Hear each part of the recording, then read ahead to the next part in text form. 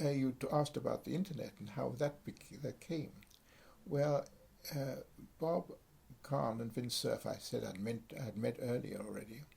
Bob was my project officer, and Vint was a fairly junior professor at Stanford.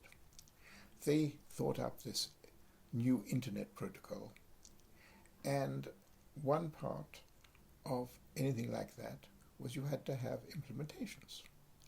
So the first 3 implementations done was by this junior academic at Stanford called Vint Cerf, somebody in both Branding and Newman, who would be the people who actually provide the computers for the ARPANET, and myself, at least one of my people, or several of my people, and we had the first actual implementations between the 3 of us. So we were doing research on the internet from 75 or so onwards. Round about that time, or 76, 77, there was a lot of standards work going on in Europe, and the British were part of that standardization work.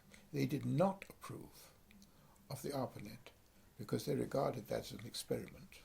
And although the academics liked it and they tolerated it, they certainly didn't regard it as mainstream, and were perfectly happy to have me connecting in the ARPANET, but they didn't want people working on the internet side of things. So I was actually ordered to stop working on the internet protocols.